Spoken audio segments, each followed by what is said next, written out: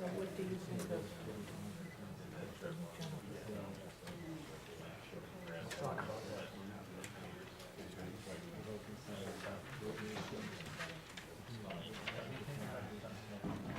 Welcome to the Lyon Township Planning Commission meeting from Monday, February 22nd, 2016. Please stand for the Pledge of Allegiance. I pledge allegiance to the flag of the United States of America and to the republic for which it stands, one nation, under God, indivisible, with liberty and justice for all. Kelly, you can take the roll, please. Patricia Carbone. Here. Jim Chuck. Here. Michael Complete. Here. Christopher Enlow. Here. Stephen Hoffman. Yes. Kurt Radke. Here. Carl Tom. Here. Approval of tonight's agenda. So moved. Support. Motion and support. All those in favor? Aye. Opposed? Approval of consent agenda, February 8th, 2016 minutes. Make motion to approve if there's no changes. Support. We have a motion and support. All those in favor? Aye. Opposed?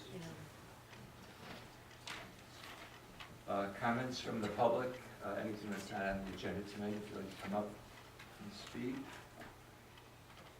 Don't be shy. All right, okay. 3, 2, 1. DDA report, everyone got the printout from Christina on that.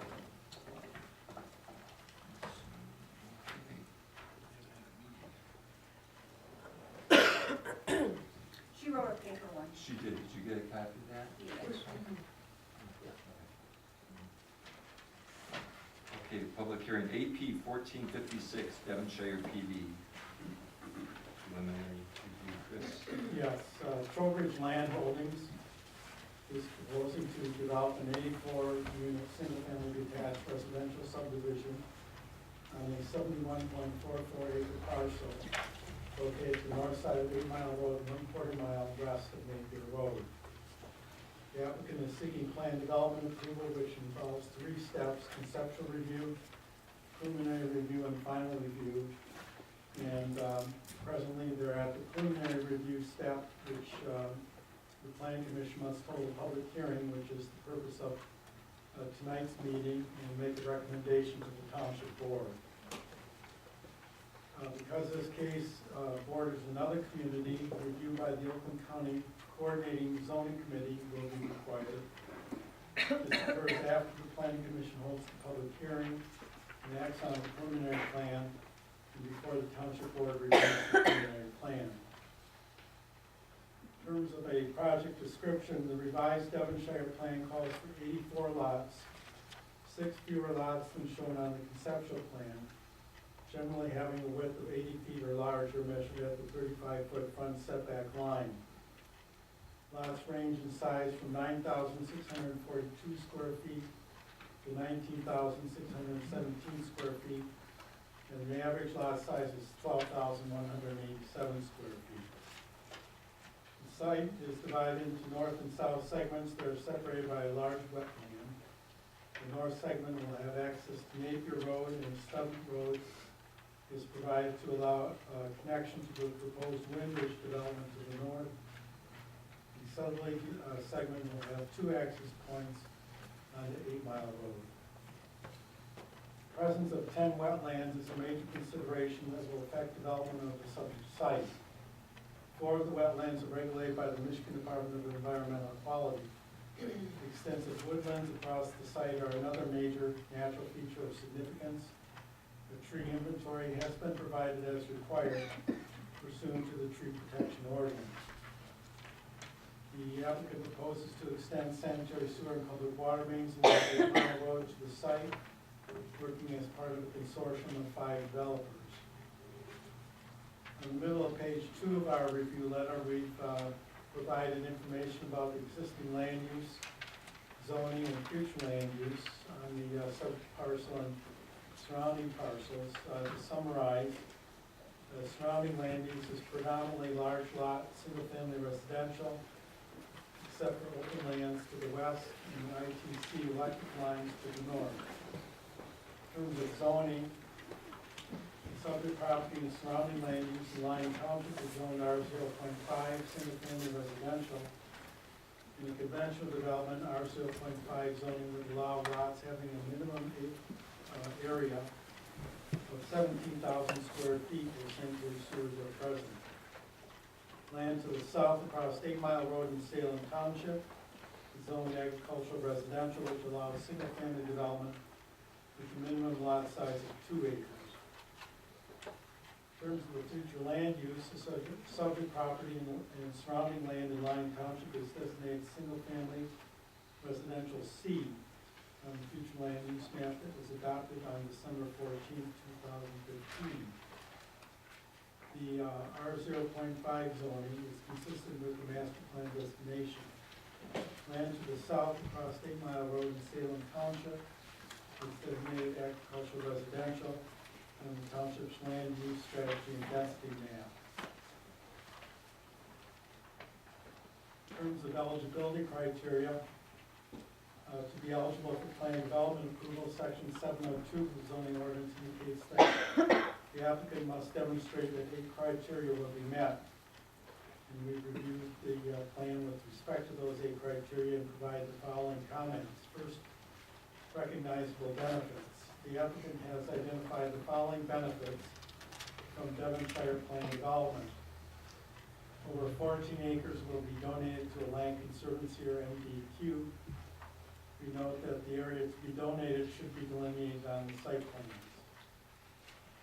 Second, a traffic signal will be installed at Napier and 8 Mile Roads. Third, an off-site drainage study is being completed which will result in rebuilding some drain, thereby relieving drainage problems in the area. Fourth, 45 trees beyond the minimum required will be added to the landscape.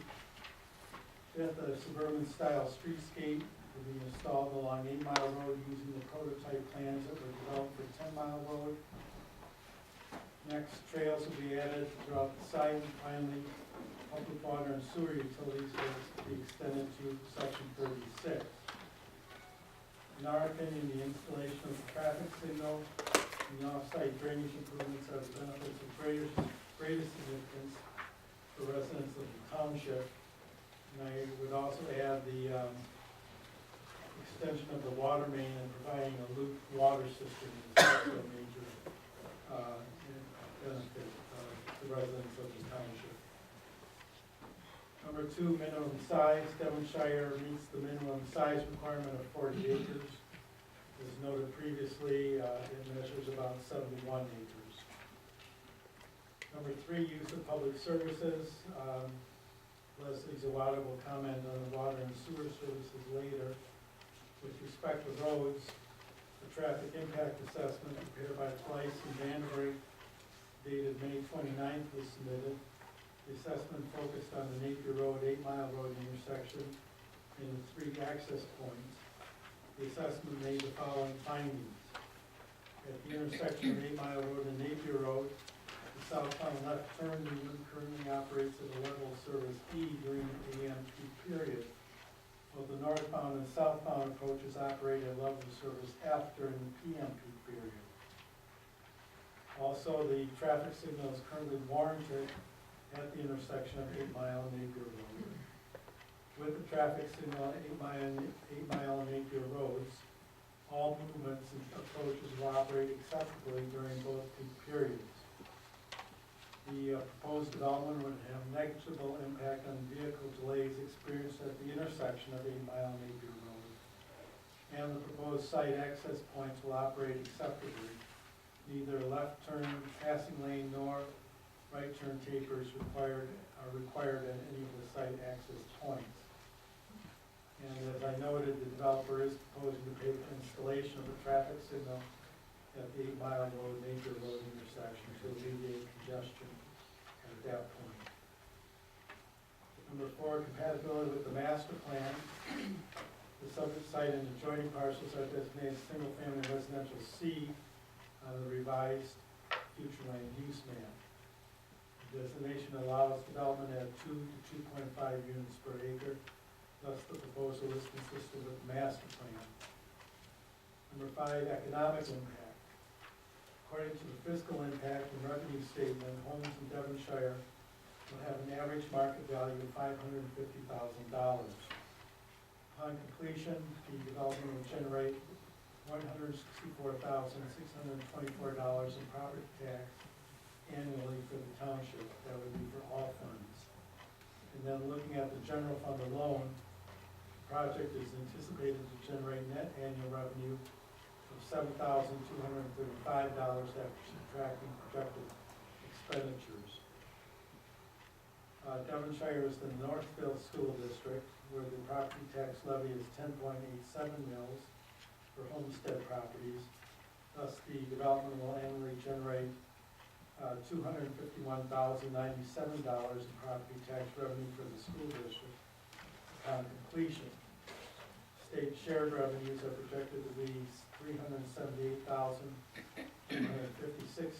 assuming 47 students at build-out. Number 6, usable open space. Section 703I of the zoning ordinance calls for a minimum of 20% of the gross area of the site, 13.99 acres, to be set aside for usable open space. The zoning ordinance indicates that usable open space must be contiguous and accessible to all residents. Based on our evaluation of sheet 25, the revised plan satisfies the open space requirements of the ordinance. A total of 17.53 acres, or 25% of the total site, is proposed to be set aside as open space. Of this amount, about 25%, or 4.52 acres, are considered usable wetlands. A letter from Brooks Williamson Associates has been submitted to verify that the wetlands meet the definition of usable. Proposed open spaces are illustrated on sheet 25. We believe that Area A and the north half of Area G should not qualify as usable open space because of inaccessibility. Even if these areas are deleted, however, the total usable open space exceeds the minimum requirement. It should be noted that the revised plans propose various amenities in the open spaces, including seating areas, play structure, and a 180-foot by 280-foot play area. Number 7, preservation of natural features. Significant tree loss will occur as a result of this development. The tree inventory and removal plan, which is provided on sheet 18, identifies the need for 258 replacement trees. The street tree plan, which is on sheet L1, indicates that replacement trees will be planted around detention basins at the rear of certain perimeter lots and in targeted open spaces. And finally, number 8, unified control. Trowbridge Homes is identified as the developer on sheet 1 of the plans. Information about ownership and control of the 5 parcels involved in the case has been provided. And based on discussion with the township attorney this evening, that information about ownership and control has been reviewed and looks okay. In terms of residential density, the applicant has submitted a parallel plan as a means of establishing the number of units that can be developed on the property under conventional R0.5 zoning, where sanitary sewer service is available. Actually, they've, within the last couple of days, submitted a revised one. The revised plan indicates that 82 units can be developed on the site under the current zoning. We reviewed this plan and find that the lots meet dimensional requirements of the zoning ordinance. In addition, the requirements of the subdivision ordinance dealing with lots and roads have been met. It should be noted the parallel plan would involve filling in excess of 1 acre of wetlands, which would necessitate mitigation. Mitigation could be achieved by construction of new wetlands on site or nearby off-site a purchase of credits in an approved wetland bank. Mitigation is allowed by the MDQ or EPA after all other alternatives minimize wetland impacts have been explored. The planned development plan proposes 84 lots, which would be 2 more than shown on the parallel plan. In terms of setbacks, the plan proposes variation from several setback requirements. The zoning ordinance states that modification to the yard setback requirements may be approved by the township board upon recommendation from the planning commission and upon making the determination that other setbacks would be more appropriate because of topography, existing trees or other vegetation, proposed grading and landscaping, or other existing or proposed site features. In terms of the front setback, the minimum required front setback along internal roads is 40 feet. The proposed front setback is 25 feet to the front line of the garage and 35 feet to the front line of the house. The floor plans of the side elevations on sheet 21 are not consistent with the proposed front setback. If the dual setbacks are actually needed, then the house plan should match the setbacks. Then in the side, the zoning ordinance requires a 15-foot side yard setback. However, to accommodate side entry garages, houses may be offset with 10 feet on one side and 20 feet on the other, resulting in a minimum of 30 feet between homes. Proposed architectural and site design guidelines indicate that the side setback will be 5 feet on one side with a minimum of 30 feet between homes. These dimensions have been permitted in other developments to promote side entry garages. And the other setbacks along the perimeter not adjacent to the road, the rear setback not along the perimeter, and along the perimeter adjacent to a public road are in compliance with the ordinance requirements. With respect to wetlands, section 22-243, subsection 2C, indicates that the boundaries of any lot shall not be occupied by all or any portion of a regulated wetland. And the revised plan is in compliance with this requirement. The ordinance further states a portion of a lot may be occupied by a non-regulated wetland, provided that if non-regulated wetlands are present on the lot, the proprietor demonstrates that adequate buildable area exists on each lot without intruding on the required setbacks, including any required wetland or water feature setback. Plans call for filling of non-regulated wetlands to address this issue. Section 36.02 of the zoning ordinance states that, quote, a 25-foot vegetative strip of construction and building setback shall be maintained from the boundary of any protected wetland, unquote. This setback requirement will affect development options on a number of lots, which are listed on the bottom of page 6 of our review letter. On many of these lots, the wetland setback may preclude the property owner from building a deck or a swimming pool on the lot. A couple of lots, the wetland setback will preclude construction of side entry garages. This vegetative strip of construction and building setback must be addressed in the condominium documents to alert prospective purchasers of these lots about development limitations. Sidewalks and bike paths. The 5-foot concrete sidewalk is proposed along internal roads as required. The 10-foot wide bike path is proposed along 8 Mile and Napier roads as required. Barrier-free ramps are required at all road crossings, which should be shown on the plan. Landscaping, all of our previous landscaping concerns have been addressed. And then we have a few miscellaneous concerns that are really of a technical nature that deal with the notes on primarily sheet 1 of the plans. If the planning commission is comfortable with the 2-unit density increase, consideration of the benefits provided by this project, then we recommend that you recommend approval of preliminary plan development plan to the township board, subject to the minor revisions outlined in our letter, and subject to any revisions called for by the township engineer and township attorney. Review. Thanks, Chris. Any questions for Chris? Not this time.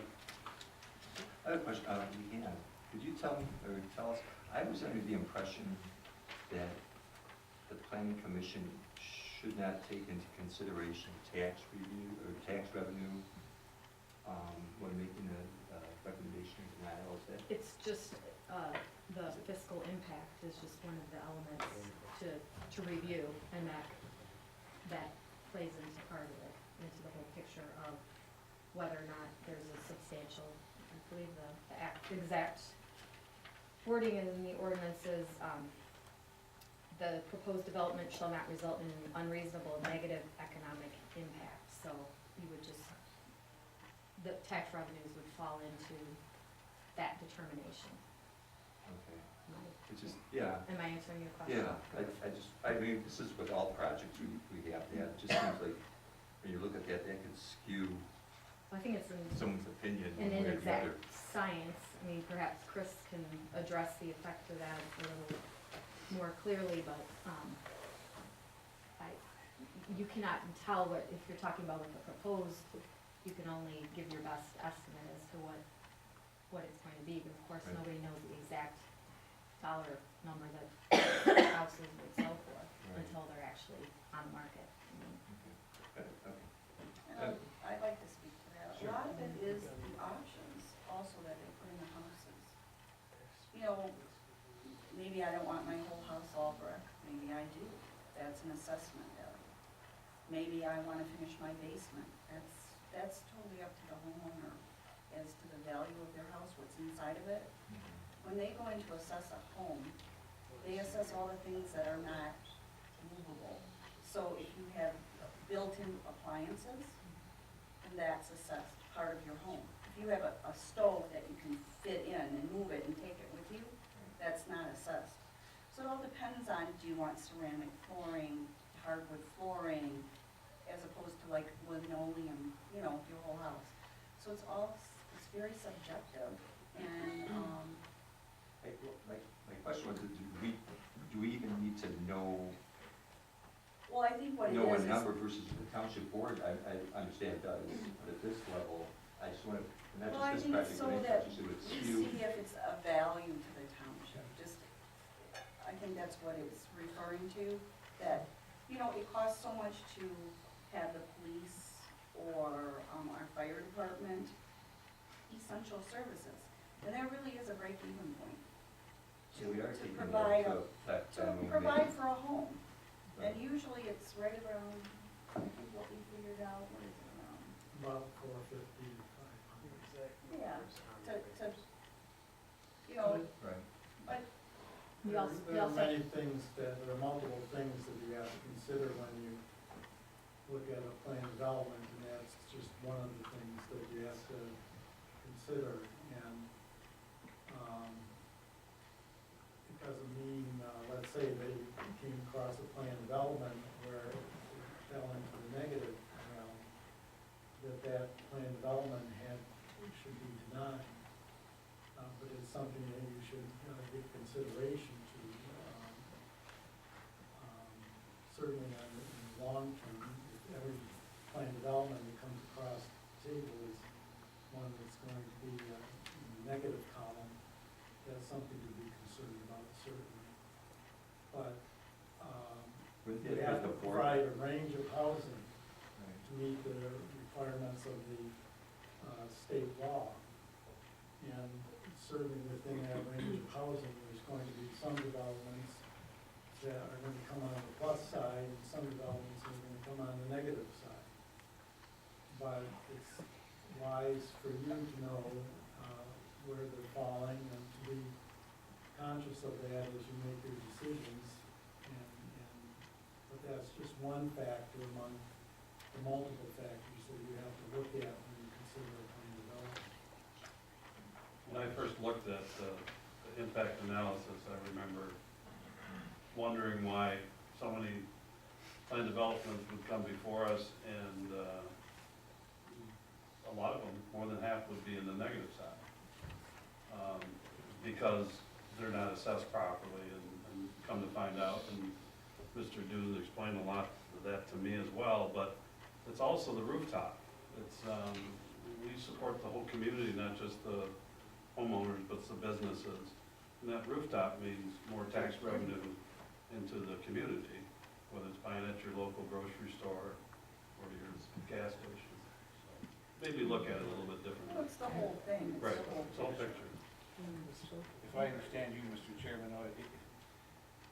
you're not concerned about the dollar amount as much as it's negative or positive. Right. I mean, that was your question. Right. Yeah. I've been in both situations where we never got that dollar amount, but we got a negative or a positive. If I'm hearing you correctly, that was kind of your question. Yeah, that's We really my need to concern. know that dollar amount. Right, the dollar amount would come in at the township board would be more. We certainly need to know if it's positive or negative, but we don't have to Right. always have that. Yeah, that's exactly right. Thank you. And I just point out the word also unreasonable negative. So if it is a negative, you know, is that taking all factors into consideration, and how reasonable is that? Which it may very well, may not be, or it may be reasonable, depending on other surrounding issues. Right. Well, it can be a big positive now, but as we saw in 2010, property values plummeted. And I would have never thought that in my entire life. So you can plan all day, every day about your dollar amount, whether you're in the plus or the minus. It's what the market value will support. And if people want to overpay for homes, we don't control that.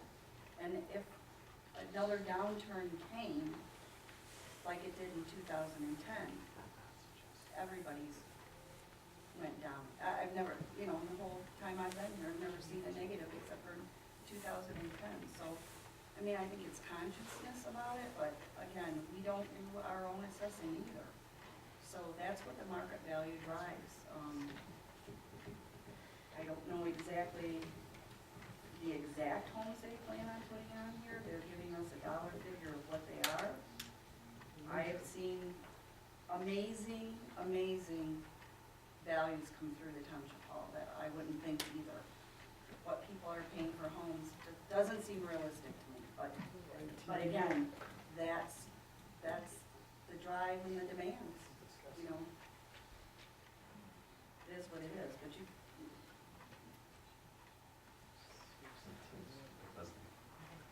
I'd like to reference my February 19th review letter, which is included in your packet. And I'll just go over some of the main items. Under general items, number 1, the right-of-way from ITC for the section of road through their property that will connect to the proposed Windridge PD will be required prior to recommending approval of the final plan development. Number 4, the exact configuration of water main, sanitary sewers, and storm sewers will be reviewed during detailed engineering review, and the applicant has noted this on the plans. Number 5, an off-site extension of public water and sanitary sewer will be required for this project as part of a 5-property consortium, where plans for the off-site water and sewer shall be reviewed and approved prior to execution of a final PD agreement, and the off-site plan shall be included as part of the final PD submittal, and the applicant has noted this on the plans. On the second page, grading plan south, sheet 9, number 1, improvements may be needed to the sump drain, which is the downstream stormwater outlet. The capacity will be required to be evaluated and any improvements will be required, and this will happen during the detailed engineering review. Again, detailed grading will be completed during the review of the detailed engineering plans.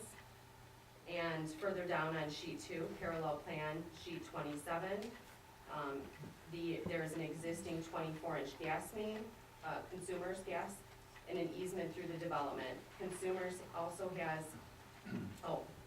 has an existing easement through the site. During the review, we contacted consumers and sent them this plan, and their feedback is included in your packet. Based on that feedback, in our opinion, based on other projects, consumers would approve this plan. In the original, or in the most recent submittal of the packet, there was a parallel plan that showed a boulevard within that gas easement. And during the road commission's review, they would not approve that. So that review from the road commission came out on Friday, and the parallel plan was revised and sent out on Saturday, and it's also within the packet. My opinion is the revised parallel plan would be approved by the road commission. The parallel plan did not show the regulated wetlands to be filled, so it's difficult to evaluate the amount of fill and placement of fill on the parallel plan. But I have reviewed the Brooks-Williamson correspondence, and I do agree with the majority of the report, including that it's likely the large road crossing would be approved. And I also agree regarding the statements of permitting through the DEQ and EPA, and when mitigation is required. I'm happy to answer any questions you have. Anyone? Thanks. Deanna, do you have anything for me? Nothing further.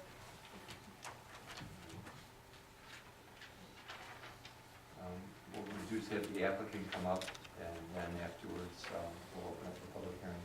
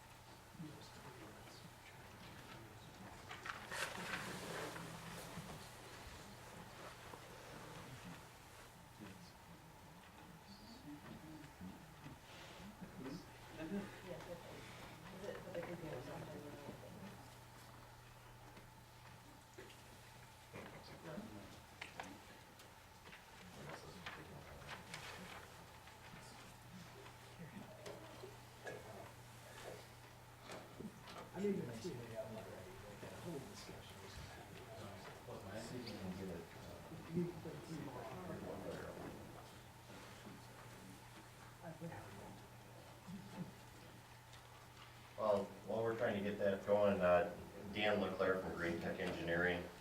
If we were able to get the computer going, I'd give you a nice little presentation, but I wanted to give you just a little bit of history. This project's been around for quite a while, as we all know. We started working on this project back in early part of 2013, and we submitted, went through the conceptual review process back in 2013, 2014, and we submitted a conceptual PUD plan back in November of 2014. That plan came through our planning commission, as well as went to the township board. At the township board level, there were some questions regarding it, so we had gone back and revised the conceptual plan. And in January of 2015, we presented the conceptual plan again for this project to the township board. And at that point in time, Bruce, who's with me tonight, is representing two other projects. If you recall, we presented all three of those projects at the same time, one at the northwest corner of 9 and Napier, and one at the northwest corner of Chubb and 8 Mile.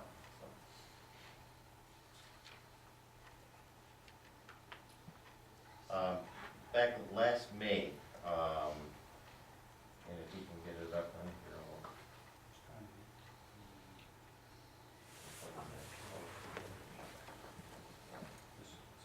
yeah.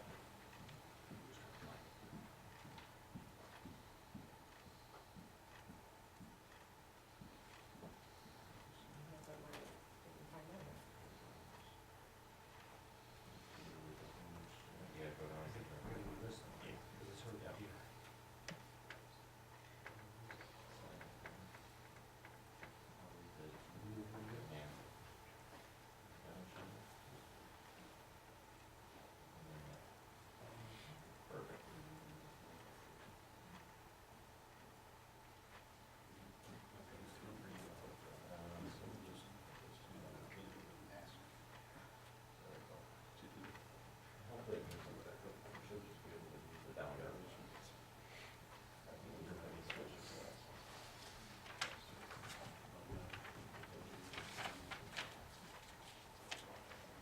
plan here is just a color rendering of the property, with north being to the left, so Napier Road's up on the top, 8 Mile Road's over on the right side of this drawing. So this just kind of gives you an outline of the proposed plan development plan on the existing property.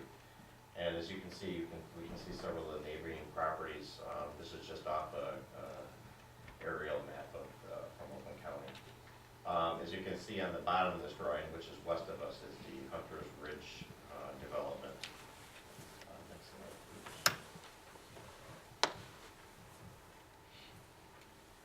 please. Again, back in 2014, this is one of the first plans that we submitted.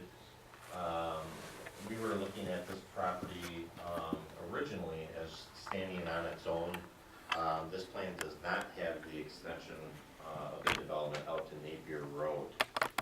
That came back a little bit later.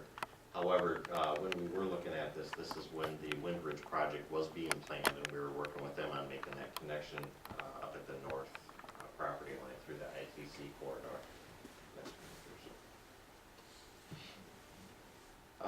Back in May of 2015, we represented this plan to the Township Board of Trustees. This was the last plan that was before the Township, either of the committees, the Planning Commission or the Board of Trustees. The one thing you'll note here, just to kind of show you as we go through the plan, this plan, one area right up along the gas line easement, right up in here, you'll see on the future plans, this area kind of goes away as the site plan was modified. This plan here did include 89 lots for this property. October 2015, we made a revised submittal for this project, and this is when we started taking away the larger wetland crossing. This was a follow-up from the prior Planning Commission and Township Board meetings when we were talking about open space and trying to hit that 20% open space requirement in usable and interconnectivity. And we put this plan together pretty much as a result of that, as well as trying to preserve some of the natural features on the property for the development itself. This was originally scheduled for a public hearing back in the late fall. At that point in time, we heard that there was discussion about a parallel plan requirement coming through and a new ordinance, so we were kind of holding off until that had happened. So this submission was made basically starting first of the year this year after the Board of Trustees completed the process for the parallel plan requirements. This is just a little bit of a comparison. The plan on the left is the one you just saw a little bit go from a year ago, and then the current plan on the right. You can see the differences. The primary difference, like I said, is that area right up along, there's a gas main that runs right up through the property and then up the west property line. So we were basically creating a larger open space area in that portion of the property. Again, the old layout had 89 lots. The new layout, as a result of the parallel plan, the Township's PD ordinance, which allows a 5% density bonus, we had come in and felt like we had a really good plan with 84 lots, which is not hitting the 5%. It's a little bit less than that, but we felt this was a really good plan that works. It seems to work very well. Talking about density here, I'm going to go to the next numbers. Again, back in the May of 2015 plan, when the township was requiring the open space, or it's still, you guys still are, but that was kind of the driving factor behind the lot layout and the geometry. We were looking at 89 lots. We'll go to the next one. And again, this plan here is the parallel plan that was submitted in January, that Leslie had referenced in her review. Again, we had originally placed a boulevard right on in the gas easement. We had done this in the past on other projects in Oakland County. got the review back from Leslie with respect to the county and talked to the county about it, and they were indifferent about being able to run a gas line or a pipeline through a boulevard. So we went ahead and revised the plan. You can go to the next one first. And this plan here is a result. This is the plan that was submitted Saturday that both Leslie and Chris had reviewed, which essentially pulls that little section of roadway out of the gas line easement. So, and again, this plan has, this is a parallel plan with 82 lots. Next one. Again, allowable density, just kind of comparing them. The previous plan that had come back or come through the conceptual review process had 89 lots. Back in the early part of January, we were looking at 83 lots. And then with this revised parallel plan, we're now looking at 82 lots. 82 lots represents a 2.4% density bonus, or I'm sorry, 84 lots represents a 2.4% density bonus, which falls within what the township board may allow. So it's a 5% maximum. So, open space.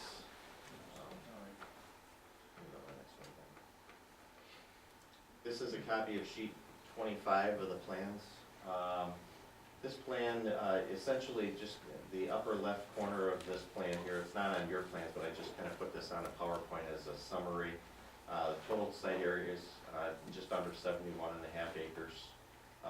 Net site area, which when you take out the road rights of way, open space, or the non-usable wetlands, gas line easements, we end up with a net site area of just under 70 acres for a total of 17.5 acres of open space, which represents about 25 acres. So essentially what happened through the, on this particular project, through the parallel plan kind of governs on a site like this where you have a few more natural features as opposed to the way that we were previously doing that. So, and I have here we just quickly colored up a plan illustrating usable open space on the site. The plan on the left is representing the parallel plan and usable open space with that, and on the right, obviously, with the PD plan, presents a significant more amount of open space. This, in our opinion, is the reason why we want to do a PD right here, because of the preservation and the open space areas.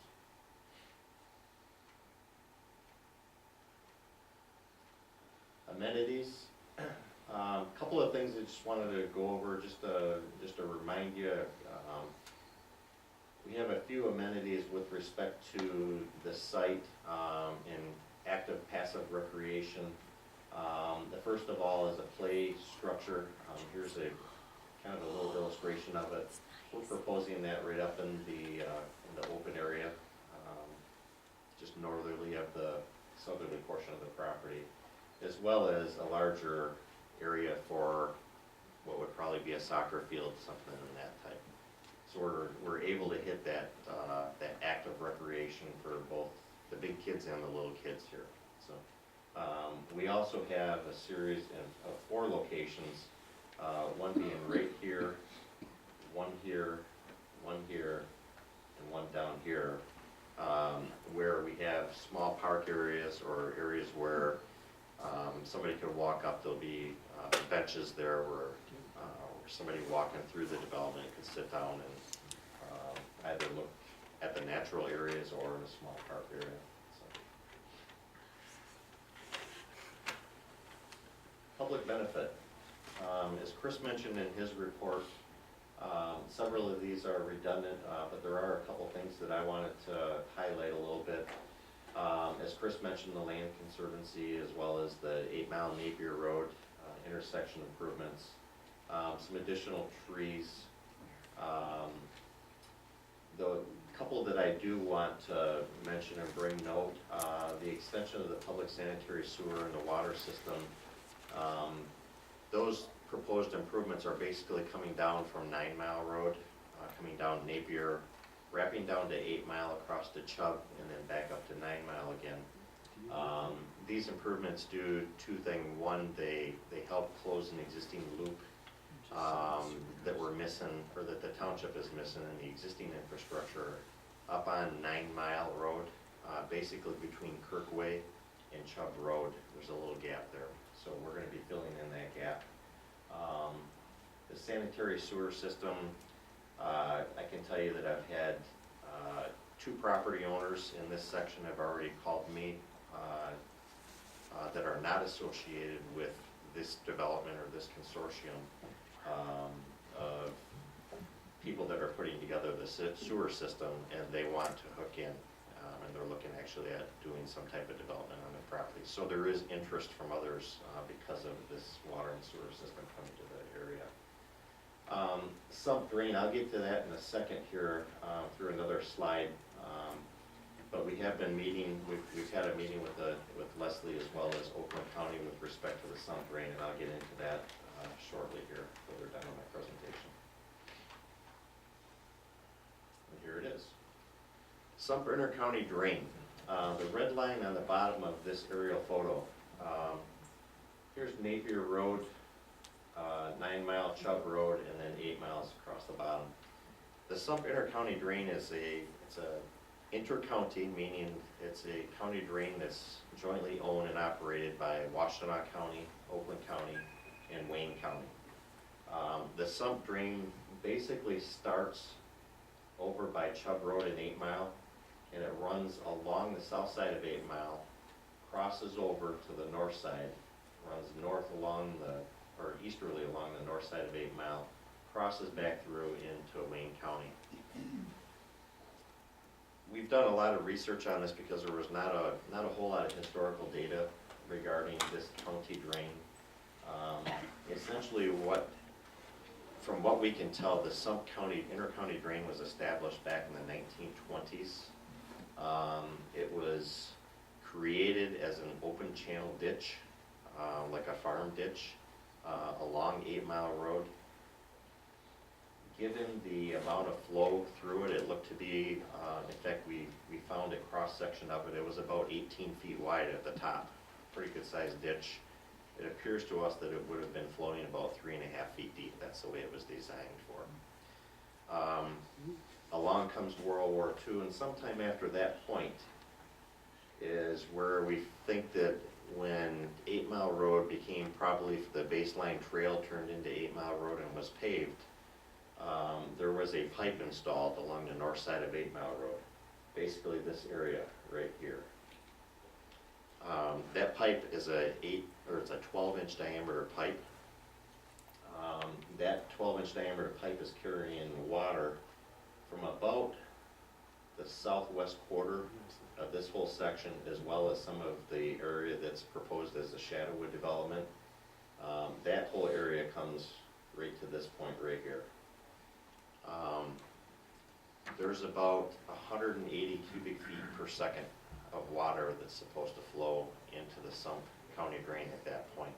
The pipe that's out there right now can carry about 3 feet per second. Hence, there's a little bit of flooding going on down in this area, about halfway between Napier and Chubb on the north side of the road. On Survey's land? So we've basically we've also looked at the remainder of this section, essentially up in this area. The east half of the section comes down through the Windridge property, down through the larger wetland on the Devonshire property, out through a drain right down to 8 Mile. All of that property essentially comes in to the Sump County drain.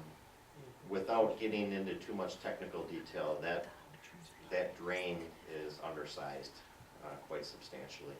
So what we're doing right now is we're working with the Oakland County Drain Commission as well as Wayne County and Washtenaw to figure out a fix for that. And obviously we just can't open it back up because there's a lot of properties in Wayne County downstream of us that if we opened it up, they're gonna get flooded. So we're working with the Inter-County Drain Board to come up with a fix for that.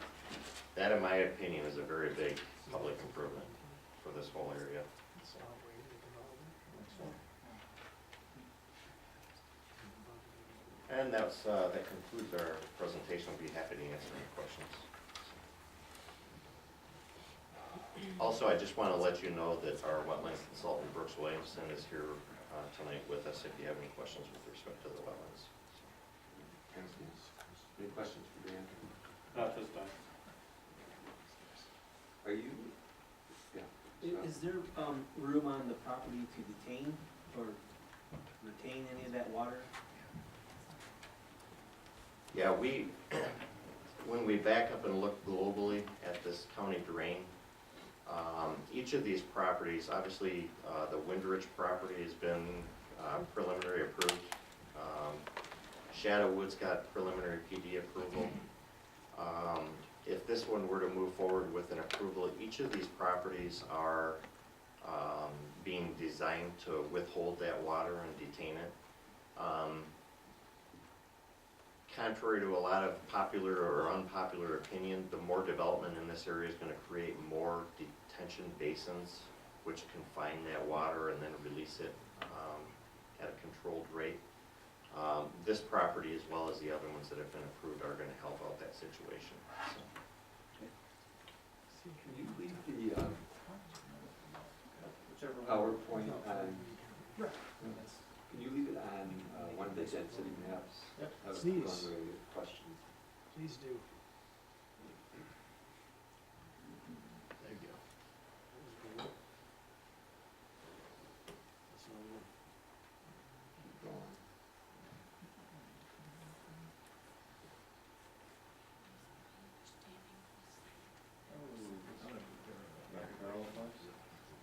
That parallel Show lines, Harrison up here, I think, is not probably recent. as well. Okay, right there. I'll see that one up. I was feeling property owners, address that. So do you have anything to add about the drainage basin? No.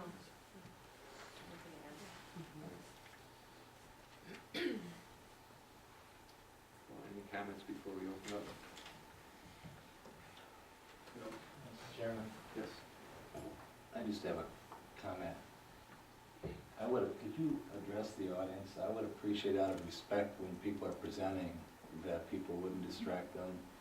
Everybody deserves proper respect, even depending on what you might agree or disagree with. It's difficult to, I don't want to see anybody get distracted, anybody. Thank you. Very good. Thank you. Mr. Chairman, I'm prepared to open the public hearing. All right. AP-14-56, I move we open the public hearing. Support. Motion support. All those in favor? Aye. Opposed? Okay. Anyone would like to come up? Feel free to name and address. Just ask that you keep it spiffy, short. Do you have anything that's redundant? Maybe just address that, but you want to start us off? My wife may like to. All right. I've been told previously to speak slower, so I don't want to overrun your time. We're going to try to speak slowly. Hi, Anne Marie Umsley, 51824 8 Mill Road. Here's just some of the PD issues we have with our property alone. The current plan for AP-14-56 creates several concerns and hardships specifically for our home. While we understand existing homeowners have neighborhoods built adjacent to their property or maybe behind their property, this plan surrounds our property's lines. Two massive detention ponds abut our land. This is not typical, and it's not a home or two backing to our land. About 1,300 feet of our property lines will be lined with homes and runoff ponds. While we don't believe the plan is even close to legal under ordinance, I will address what the public has been given to review. Safety. This plan traps our home between two roads with two separate deceleration aprons. The distance of these roads from our existing driveway and the design of the changes to 8 Mile will make turning out of our driveway exceptionally dangerous. The Road Commission has recommended a full-length left turn lane to help in this matter. This recommendation should be a requirement of this project. The detention pond at the southeast corner of this plan intends to have a static water level of 3 to 4 feet and no fencing. The one surrounding the northwest corner corner of our land appears to have a static level of 5 feet of water. This represents a hazard to our small children, especially the one in front, as it's mere feet from one of our garden plots. This design is not safe for my family, and it will devalue our land. Environmental. Wellhead protection. This plan places 3 massive detention ponds within 300 feet of our wellhead.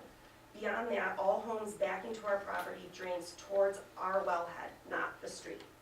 48 homes and all of the southern streets worth of chemical runoff end up essentially at our home. Our well currently tests clean for 60 VOCs, bacteria, heavy metals, and other common contaminants. One of these massive detention ponds is less than 100 feet from our well.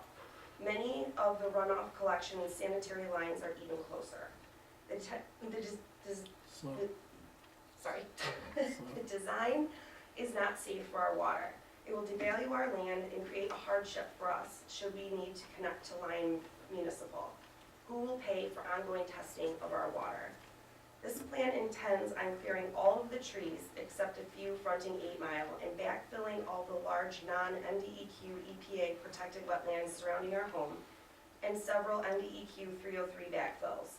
No attempt at all is made to work within the nature of this long, untouched, and unique area. The entire plan is a slash and burn on the southern portion.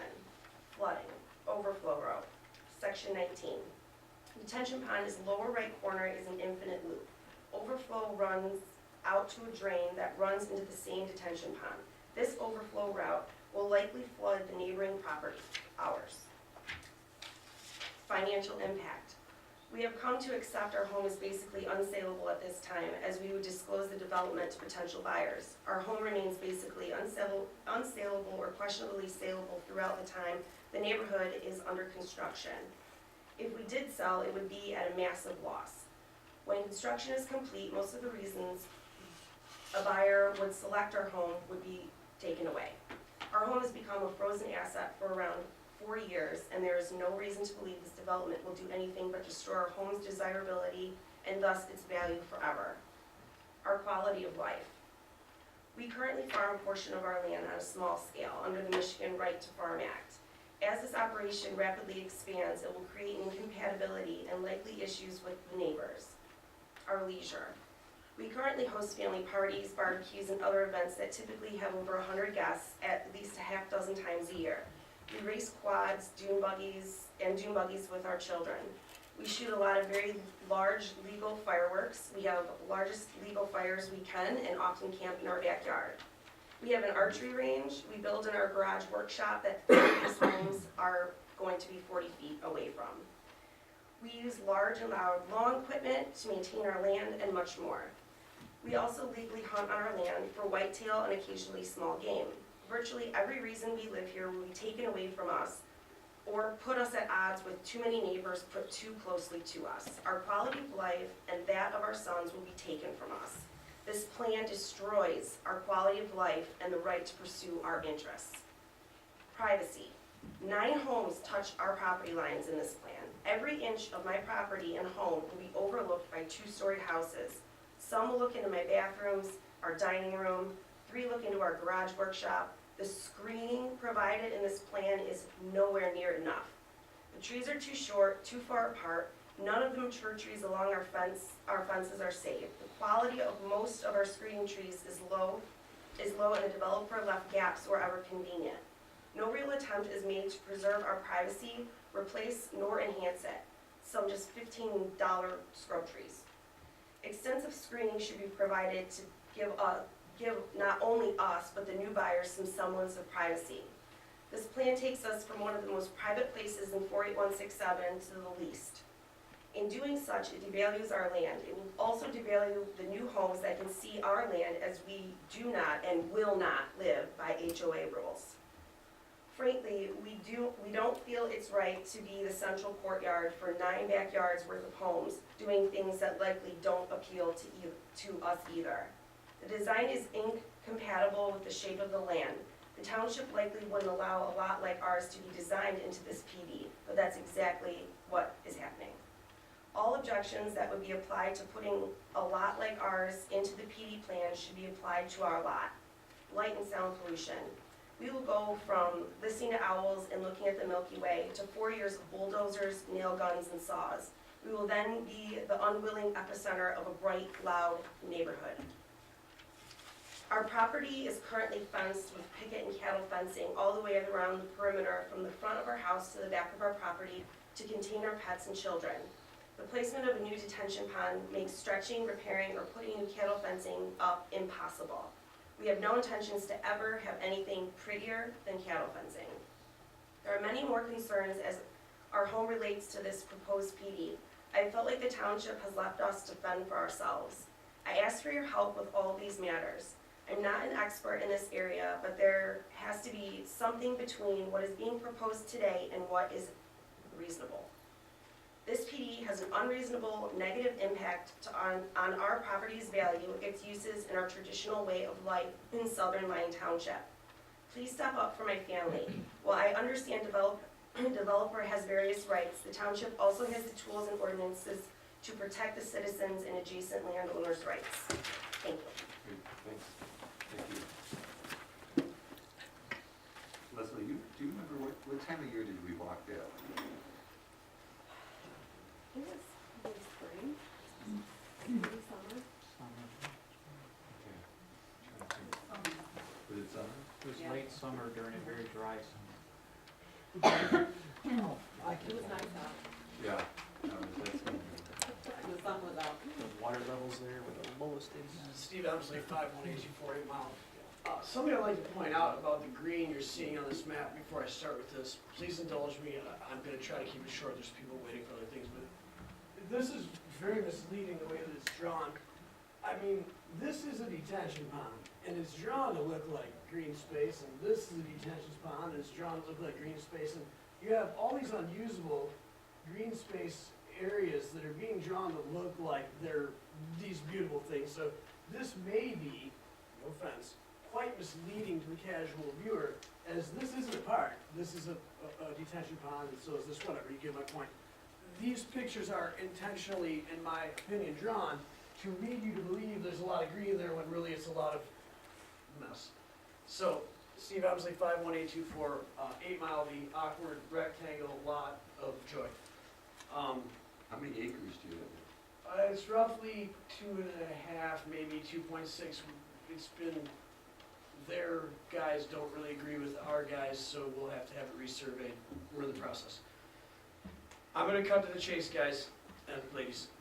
For all reasonable purposes, Devonshire is not a single development. It is two distinct developments, totally bisected and separated by a protected wetland. The first problem with this is open space accessibility under the ordinance. Accessibility. The vast majority of proposed green space and the play field is not accessible to the homes in Phase 2, the northern section.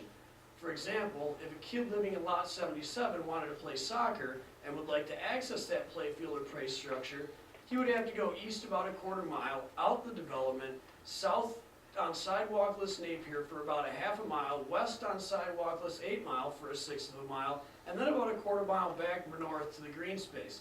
He would be traveling over a mile and a quarter to get to that play field on dangerous roads. This doesn't meet the open space accessibility requirement in the PD ordinance. Secondly, it would appear as the township has given up on the idea of contiguous. That definition has evolved over time as we've listened to you with each PD passed.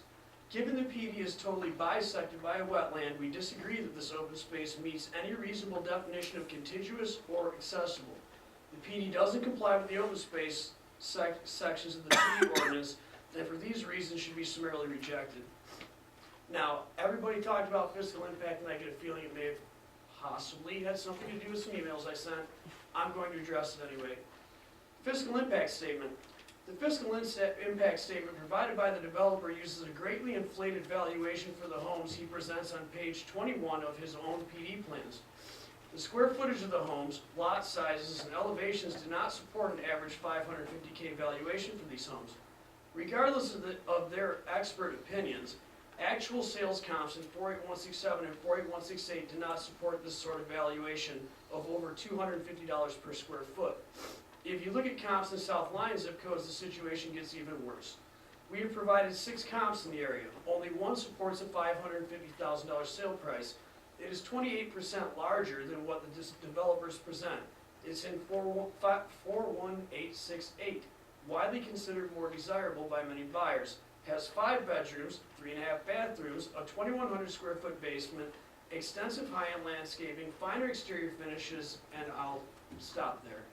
And only fetched $195 per square foot, 65 less than what this developer is looking for, and that's on the high end. The average comps we provided in 48168 are very generous comps to this developer, and averages about $173 per square foot for what we gave you, so roughly $80 a square foot under what they provided you. 3,200 square foot homes, and there's our 2,000 minimum, in Lyon Township with South Line addresses, 50% larger than what this developer's minimum size is, currently fetch an average of $131 per square foot, or roughly half of what this developer has put forth in his impact statement. Because the $550,000 valuation is the basis for all the rest of the calculations, the entire document is rendered irrelevant and should be rejected. If these houses are brought to any reasonable valuation, the township loses a lot of money every year, and the development has a negative fiscal impact on the surrounding properties and the township taxpayers as a whole. The PD should be rejected based on severe negative economic impact to the township and surrounding properties based on real sale prices in 2016. Public benefits. I'm going to go through Mr. Dusen's letter one at a time. Wetland protection, 1A in the McKenna letter. The developer claims this development preserves wetlands for future generations, and this is of public benefit to the township. We disagree with this assessment. The developer has chosen to fill every square inch of non-303 protected wetlands, some measuring over 1.5 acres in size, 2 of which are mere feet from my property lines, wetlands number 5 and number 7. The developer has also chosen to dice protected wetland 3 into several disconnected tiny areas incapable of supporting the animals that thrive in this type of wetland per the DNR. We disagree with the Brooks and Williamson description of wetland area B on page 2 of their January 25th wetland letter. We have definitive proof that area B does indeed have prolonged standing water over half the year, and in most areas all year. The pictures don't lie and will be provided. You can go see the standing water today, next month, in August, whenever you like. Furthermore, the Brooks and Williamson letter overlays the wetlands on a previous PD drawing, not the current PD drawing. It is not accurate as of today. While putting some of the wetlands into conservancy feels good on the surface, the truth is that everything is eliminated that isn't unreasonable to battle with the DEQ. The township does have various rights in protecting wetlands along with the EPA and DEQ. We request the township look closely at what is really being protected and assert their authority in this matter. It should be noted that many of these fills and clear cuts are in Oakland County Priority 2 natural conservation areas. This is an exceptionally rare designation in Lyon Township, with Priority 1 and Priority 2 representing less than 1% of the land area of the entire township. Their considerations for how the township should handle this are at the start of page 16 in a document called, can you grab them page 16 and 17 and give them to me, please? Yeah. The township should take a deeper look at this attempt at conservation more deeply in light of Oakland County suggests to the township prior to considering awarding this PD. Traffic signal 1B, they're stapled together. Traffic signals 1B in the McKenna letter. Given the issues with the financial impact statement, the township will rapidly lose more than the reported $250 this signal probably won't cost. Off-site drainage, 1C in the McKenna letter. We are only aware of one neighbor with drainage issues. I was actually just made aware of a couple more, but it's really Sauve's property that they're protecting from drainage. Lost my spot. The issue will be resolved when the county fixes our ditches and the sump drain. We're in the process of working on that with them now. We aren't certain when that will happen, but the area has been like this for decades. We aren't sure who the developer is claiming this will benefit other than Sauve and his property. Additional trees. At a total cost of under $2,000, we find that the loss of all the mature trees on the southern portion of Devonshire is not offset by 45 additional tiny trees. If this is of public benefit, it's trivial at best. I'm getting close. Public water and sewer, 1G on the McKenna letter. We have argued back and forth with the township that this benefit is self-serving, and we maintain that position. However, the developer states in document 2016-0125 project info that, quote, Overall, the project will extend water along a route traversing from its present location to the end of Kirkway, down 9 Mile to Chubb Road, down Chubb Road to 8 Mile, from 8 Mile all the way to Napier, not through their neighborhood. This is their words, their promises. All the way to Napier and up Napier back to their sub. That's their quote. Making a continuous loop around section 36. We ask that you hold them to that as it is in their PD. It doesn't say the water lines will cut through Devonshire. This is a direct quote out of 2016-01-25 project info as placed in your packet this evening. Please note the developer has clearly stated water will be run to the corner of 8 Mile and Napier in this document. If this PD is even considered, he must be held to this statement and not allowed to skirt the water through Devonshire, bypassing residents on Napier and 8 Mile. This PD does not represent design excellence in any way. It represents cramming tiny lots up against neighboring lots simply because there's virtually no other way to fit them. This is evidence in how similar the parallel plan is to the PD. The homes themselves, as presented by the developer, are really the same house with 2 different exterior finishes. They propose 2 options, which is really only one option with different finishes.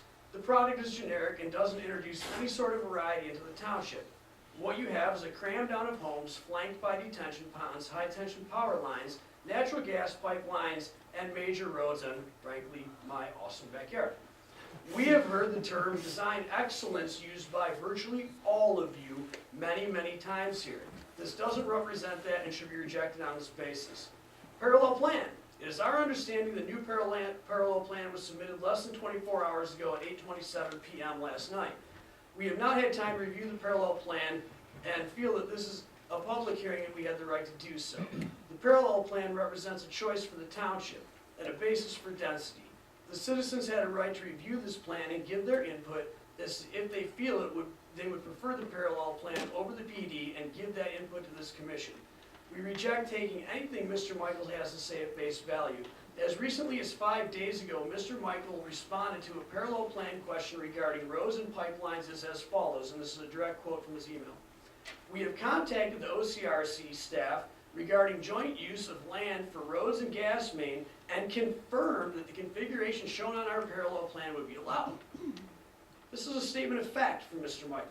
However, in response to the same question, what Mrs. Zawada had to say was, and I quote, "The road commission has written a concept review letter, which is included in your packet, stating they would not approve a highway easement on an existing gas easement." This is a direct contradiction. This man stated this as fact in documents that you're reviewing tonight. And Mrs. Zawada and the road commission came and said that is absolutely false. And I'm almost done. This is particularly troubling to me as we are entrusting Trowbridge to follow through with what Mr. Michael is promising to protect our property, finances, and children. In the end, we don't see how this development can ever be of positive financial impact to the township. We don't see how it has a positive impact to the area in section 36. We don't see much but a developer trying to leverage the PD ordinance so he can try to maximize his profit per unit at the citizen's expense. All of this being the case, and for all the reasons laid out above, many people in the area are more comfortable with them simply being held to underlying zoning and not being awarded special treatment under the PD status. They have not met the legal requirements. Thank you. Anyone else?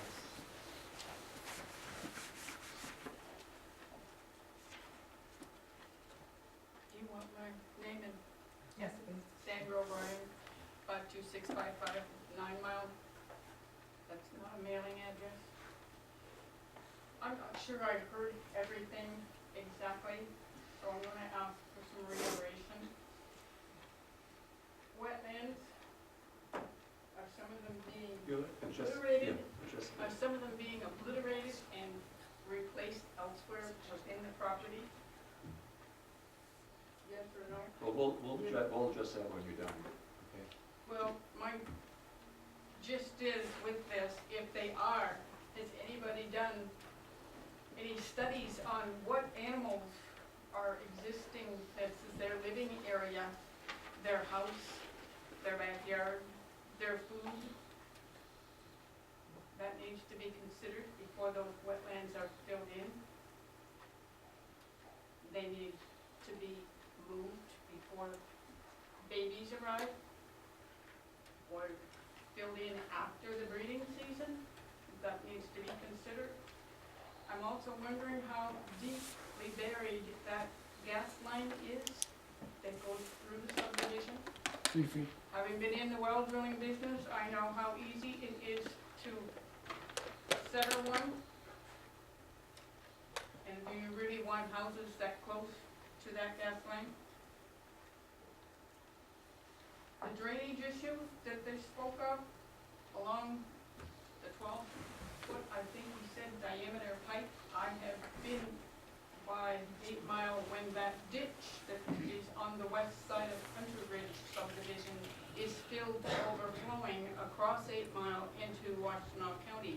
That ditch is long enough, it could be 3 lap pools swimming. It is so full. Depends on the amount of snow and rain that we get as to how full it is. So yes, that is an issue that needs to be dealt with. But my main thing is the wetlands, as you all know. Right. Thank you. Thank you.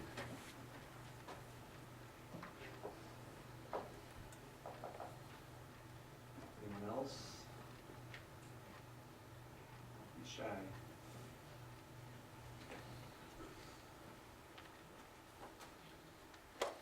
David Bears, 20805 Hunters Ridge. So my front yard will look at the west side of the development there. And a lot of stuff has been heard before. That corner of the township is a very rural area. The lots are very large. You see farms out there, equestrian areas, and this is not quite not consistent with the other surrounding areas. My development, for example, Hunter's Ridge, are multi-acre lots, not half or less acre lots. As was said, 2 acres, you can even see in the diagram some of the plots that are arguably multi-acre lots. So the concerns from my perspective are, yes, there's going to be developments coming in, but the wetlands restrict how much you can really put in that place, and the feel of that portion of the township will significantly change. I guess I echo I'm not convinced that the non-PD plan is, well, I don't think that the PD plan is any better than the PD plan, but I'm not convinced that it's really all that achievable either.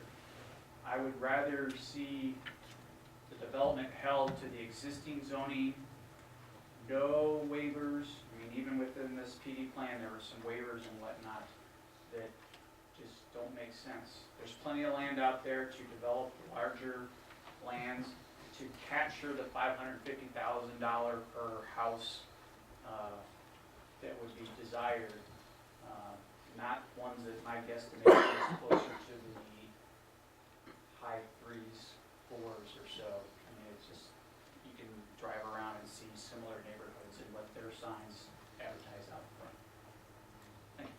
Thank you. Anyone else? All right. Motion to close the public hearing? Motion to close. Support. Support, all those in favor? Aye. Aye. Opposed? Chris or Leslie, could you address maybe a few of these concerns? One, looking at this as 2 developments and not 1 development. Is that an issue? Not regarding engineering, no. Well, there's open space provided both in the north and south. I would imagine that the future property owners who have interest in the open space on the south will buy on the south, and the ones that have interest in the type of open space that's on the north will buy in the north. I guess that's all that I can say. So it is clear that the open space with the field and the play structure are separated from is separated from the northerly part of the development. There any paths plan, or Woodward plan? In the parallel plan, they showed a road, there was a path. Yeah, just to address that, now, I can, if you'd like, I can go through some of our comments with respect to these two. One of the things we looked at, and we were also here listening when the Windridge project came through. I know there was a lot of discussion with Windridge about the 10-foot wide path along the west side of Napier Road.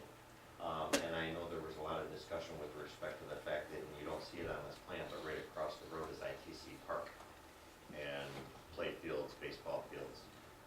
So we were looking at the, especially the northerly portion of this property is pretty heavily wooded with larger trees. That's almost a different, it's got a different feel than the southerly portion of the property will, where there's open areas where the tree stands are not as large, especially where that play field is at, where you can create the more active recreation areas. Couple of the other things with respect to Mr. and Mrs. Emsley's property. Even this plan here, if you look adjacent to their property, and it's a little bit tougher to see, but you can see the darker green areas right up and down their property line. And we have taken note that their house is, obviously, real close to the property line, to our property line. So we're doing what we can to screen the property line adjacent to their homes. With respect to screening or fencing around these stormwater detention basins, we can certainly include some type of fencing along the detention basins to provide that separation for their children. I think that's a very good idea. With respect to utilities, specifically addressing their homes, our plan does include an extension of the sanitary sewer and the water line to their property line so that that can be extended into their property at some point in the future. The gas line, the pipeline that runs through the property, I personally was out on this property with Consumers Energy and we probed that pipeline. The depth of it is between 3 and 4 feet deep. And keeping in mind that we're going to be doing fill over top of that pipeline for the roadway, the utilities will be bored underneath the pipeline where need be. But they are very aware and they will be there when we're doing that work, as they always are, because that's obviously a very critical component. With respect to wetland mitigation, the development plan that we have that you see before you right now, as proposed, the amount of wetland impact is just under 1 acre of fill. And I can probably have Brooks Williamson step up and talk about the wetlands and wetland fills a little bit better and impacts and the permitting requirements with respect to MDEQ and the EPA. And I know he's here somewhere, we have him step up if you'd like, and he can talk about that in a little bit more detail. So. Thanks. Chris, what about the negative revenue impact? The houses aren't what they're saying. Well, it's as I explained earlier, basically, and I guess a couple of additional things to explain about that. One is the minimum house size is just that, it's a minimum, and in all likelihood, I haven't seen a 2,000 square foot house built in any of these developments in years, so it's very unlikely that they'll be building to the 2,000 square foot minimum. In all likelihood, they'll be building substantially larger houses.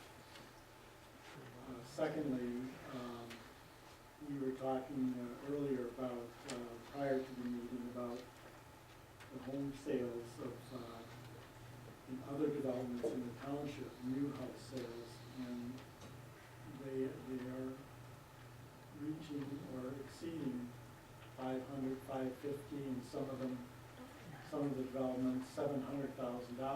So it's not unheard of to reach a $550,000. So, it's what the market will bear, I guess. You don't know until the product is there and you see what the demand is. But again, going back to what I said earlier, it's one of many things that you need to take a look at. And in the whole group of things that you have to look at when you're considering the plan development. And even if the numbers came out negative, that doesn't necessarily mean that you have to reject the plan development. In this case, the numbers come out positive. But you have to provide in your community all types of housing to meet the various needs of the population. And that means that you're going to have some developments that come out negative, some that come out positive, and some that are neutral. And but you do need under the law to provide for all different types of housing to meet the various types of population that are going to inhabit your community.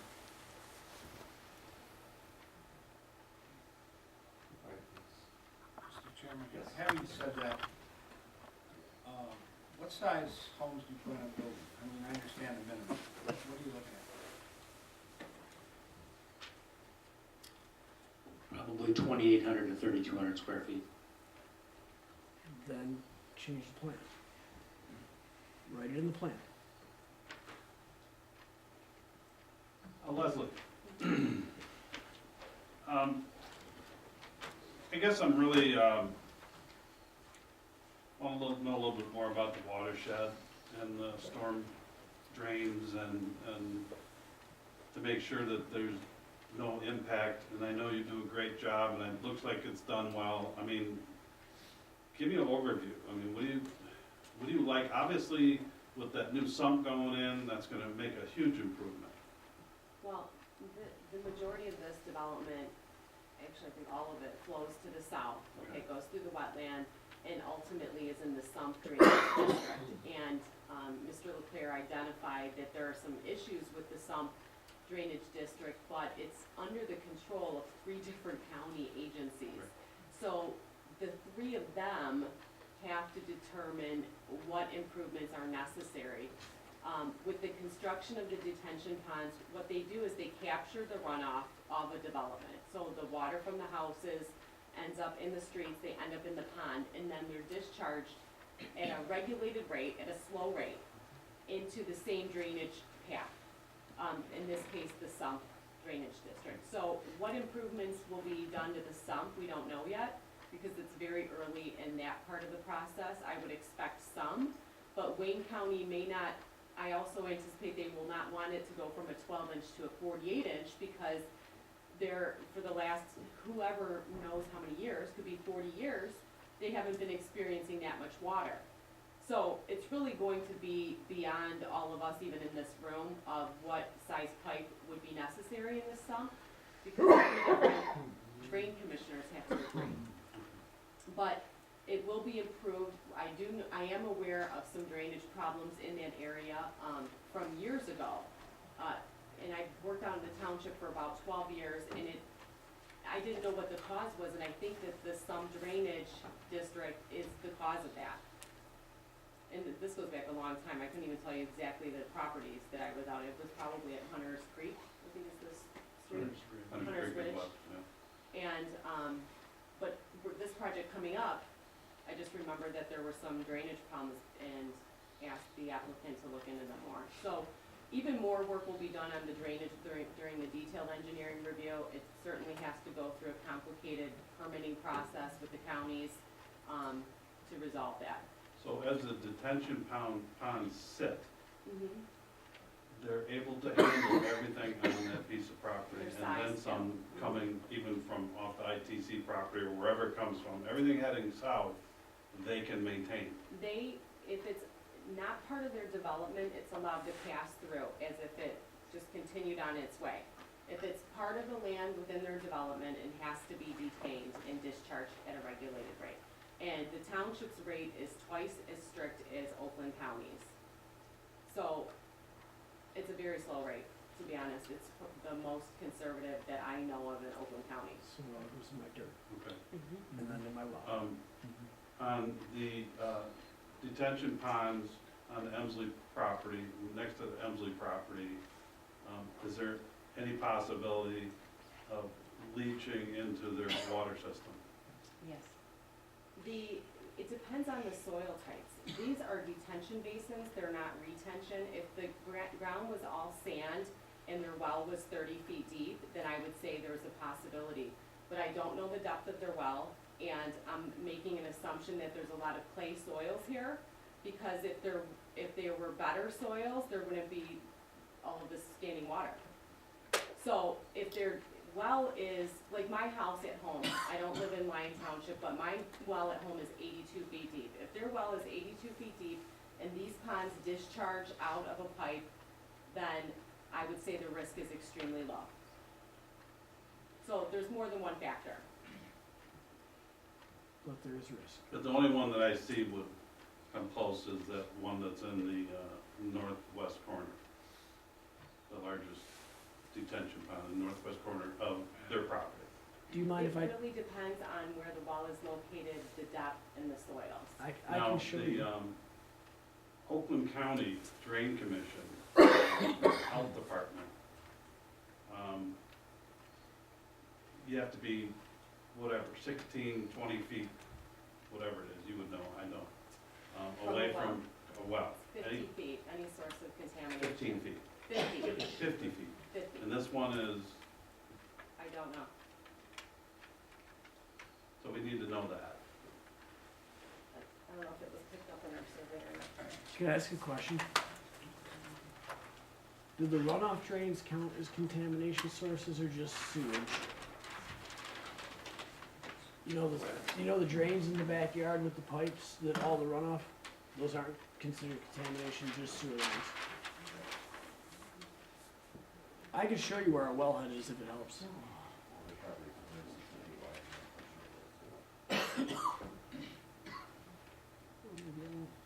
It's not located on the survey, so they'll have to include that on their detailed engineering plans. Okay. The soil is loamy sand according to the Oakland County Soil Survey. Pardon? The soil is loamy sand according to the Oakland County Soil Survey, so. Well, I mean, as long as it's 50 feet away, we're safe. And I know that there, again, Oakland County and Health Department are pretty stringent too on it.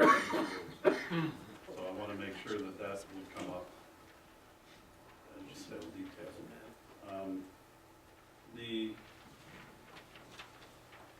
I don't think the landscaping is adequate around the Emsley property. I think more has to be done with it. I'd like to see a few more mature trees planted that would give, when they mature out, would fill out with maybe something smaller in between. I think that the plantings on the 8 Mile side is going to restrict them entering ingress and egress of their property. I'm specifically talking to the 8 Mile east corner. This should be where that detention pond comes closer to the road. Those plantings should be eliminated. Which one? The ones on the 8 Mile side, on the east, the southeast corner of that detention pond, the one that faces 8 Mile Road. Can you, what lot, Carl? Do you have a pointer? Yeah, I do. Are you looking at, I think I see where you're talking about. you're looking at out here? Yes. Okay, so it's like, I believe their driveway's located right here. Yeah, but it doesn't matter. Okay, so you're looking at. Yeah. Okay, Wait, which one? looking right here. The landscaping on the west side is fine. You know, they'll be able to pull out there. But there's no way that that corner is gonna allow them to see traffic coming from the, because that pond is so close to the road. And why we're talking about, the real quick little snippet here is that I think we, as a planning commission, we should take a look at how close we're letting detention ponds go to the road. Yeah, I think they're too close to the road. I think it's something we should take a look at. I think they're unsightly. I think that we allow them to go too close to the property line, end of the property line. I mean, this one's fine, but we're starting to get closer and closer where we need to stop them detention ponds from being so close to the avenue, the road. What is the main concern that you have with them being close to the They're road? unsightly, they're attractive nuisance. Any kid coming through there, you know, oh, let's roll down the hill. I just think they're unsightly and they're too close to the road. For future. This one, I know it's engineered that way. I'm just from an engineering perspective, is you Drive down Pontiac Trail and look at the orchards of limes and, Oh, I know, I've seen it. okay? But you have to design them where the topography works though. Right. And you sometimes can't hide them. So that's my comment on it, that's why I was wondering what your concern is, so, but that's why this is what I do. Yeah. I wanna make sure that they function and you have to build them where appropriate, and you don't, every site is very different. And Well, the regulations are they have to be so many feet away from the property line, just like any other setback, correct? there's a slope requirement, there's not a setback requirement, so you have to meet a 1-on-5 slope. So for every 1 foot vertical, there's 5 foot horizontal, and that's for safety reasons, so they can be mowed, so you can walk out of them, so that they're not a safety issue. But there isn't any setback, and I don't know how to make them pretty, but No, but they are what I they are. guess what I'm looking for is a setback in the future. I just wouldn't even know. There is none. I know, but I'm looking for one. Cool. This is what I'm saying. Right to In farm the man future. says, I got no Something we should take a setbacks. look at as a planning commission. Where possible. Seriously. Right, Yeah, right. I mean, I think I could agree with that. That's all I'm saying. Wherever possible. That's all I want to get into a future discussion. But yeah, that landscaping has to be taken back. You're concerned about that just for site distance requirement? Yeah, site distance as well as, you mean for the landscaping? Right. Absolutely. So along 10 mile, or Correct. 8 8 mile? miles. Okay, by the pathway, you want that eliminated. Correct. I might see a decent I have compromise. some other issues too, but I'm gonna defer to another commissioner for right now.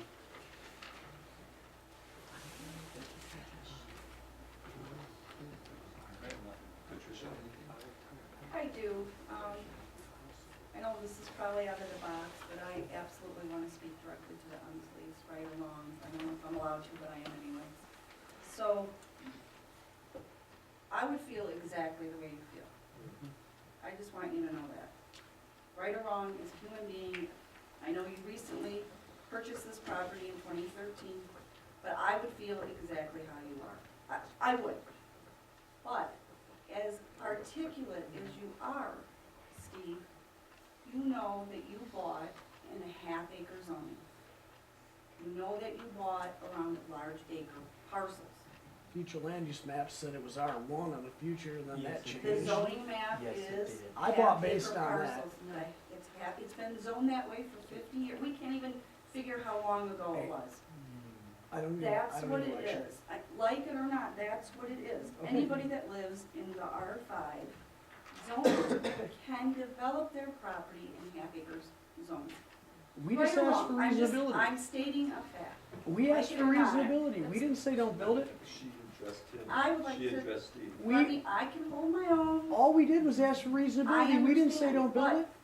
I want you to understand that on the zoning map, this whole place is half-acre zoning. And what we asked for That was is the right reasonability. way. You bought surrounding large acreage. I live next to Irwin Apple Orchard. I would be foolish to think that that is never gonna develop. At what I would point be did- foolish to think it.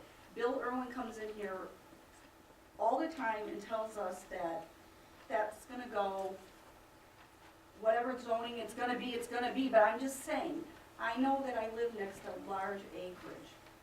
At what So- point did either of us ask to have this not done? I wouldn't want it. We I- asked- I'm- but that's that not- part I'm on your side. We but- asked for reasonability. We didn't ask not to have it built, and you're claiming that we asked not to have it built. We asked for reasonability. I understand that, but I want you to know that I understand exactly how you feel. I wouldn't like it either. I would not like it, I wouldn't. So But reasonability. I understand that, but I just want you to know, because I know you email me, and I absolutely read all your stuff. And I agree if they don't sell $550,000 houses. You know, I looked at all that today. I didn't have time to look at it because in our building department, Patty Jenkinson's mom died, so we had to, I couldn't go tonight, and they're burying her tomorrow, so I had to go to the funeral home, but, so I don't want you to think that I don't read what you send me, but a lot of it has to do with assessing, and we can't judge what they're gonna build. It's an assumption, and that's really hard for us to do that, but I just want you to know that I get it. I just had to say that, and I wanted to say that publicly. We But appreciate, I still have a job we to appreciate do. that. All we asked for was I know reasonable you help. have sweet little boys, I see you bring them in here. It's irrelevant. We I get it. asked for reasonable help. We appreciate your statement. We I asked for understand, reasonable and help. I'm sure, Okay. so I wanted to say Thank that, right now. Alright. Anyone else? Chris? Sure.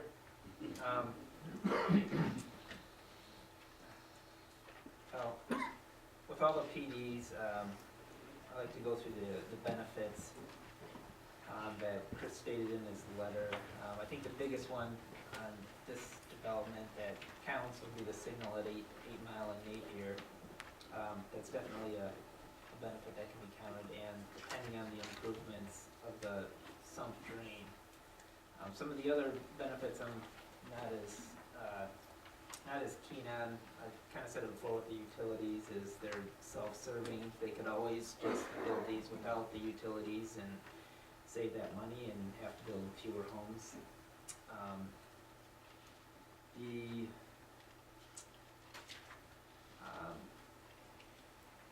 The open space that's listed, I know Chris kind of touched on it as far as the north not being contiguous with the south for that park. My question or curiosity, and I haven't done the math, although I think I might be able to on the open space plan, is if we took the north portion, do they have at least 20% open space in that area versus the south, which seems to be pretty clear that there's at least 20% on that south portion. I don't know, Chris, you know right off the top of your head, or I could probably add it up while others talk, but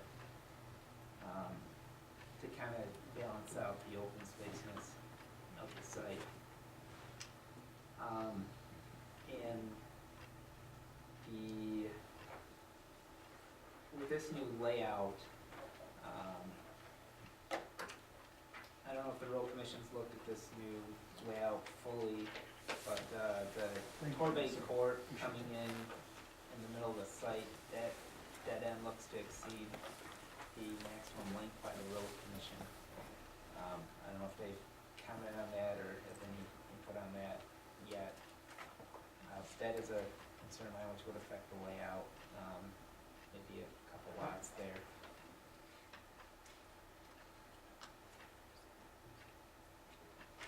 So I guess I'd like to know that, and then the open space distribution from, I guess on the north part of that in itself has 20%. Chris, could you go back and tell us what the comment was about the road being too long? Oh, What the section? Torbay Court, it's the spur that kind of goes On the right, north right and in the the middle, south? on the south. No, I believe that meets the requirements. The road commission didn't comment on it either, on the concept review.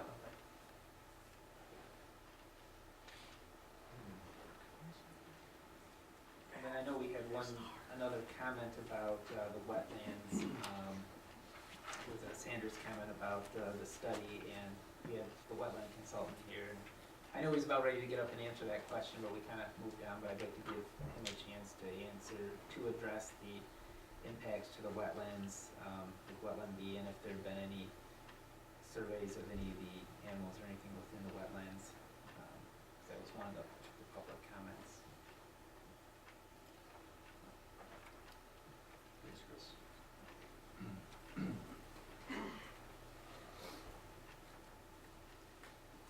Good evening, ladies and gentlemen. My name is Brooks Williamson, owner of Brooks Williamson and Associates, environmental consulting firm. We're out of Wixom. And I guess fortunately, depending on how you look at it with this property, we've been involved with it for quite a while. We originally looked at this back in the late 90s, early 2000s, and then here most recently with Trowbridge. What we do have on, there are quite a few wetlands on the property. Our report and the work that had been done originally delineated not only the wetlands, but also defined which ones are subject to regulation by the state, and which ones are not.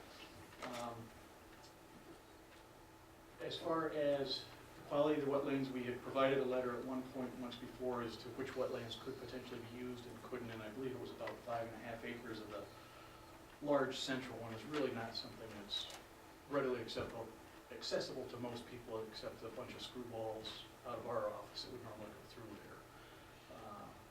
It's not a pleasant weekend walk, let's say. Sure is.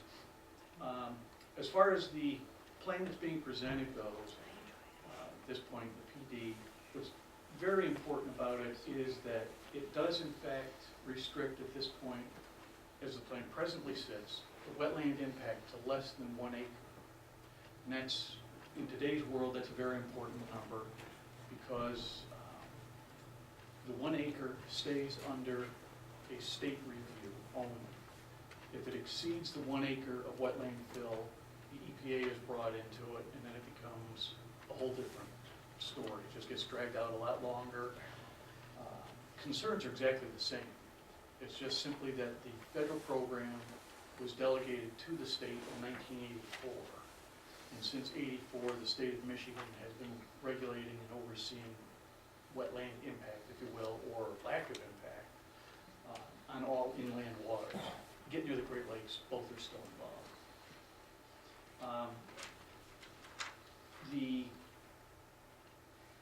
The impacts that are really associated with the plan right now focus primarily on road crossings to the largest degree, to getting from one point to another on the regulated wetland areas. The state, I don't want to say, always provides access to upland areas, but the general trend is if there's an upland area on a piece of property, the tendency, the trend is to provide access to that land. Otherwise, you get into a question of isolating the upland area, it becomes a takings issue, and nobody wants to do that, so the state typically will provide that access.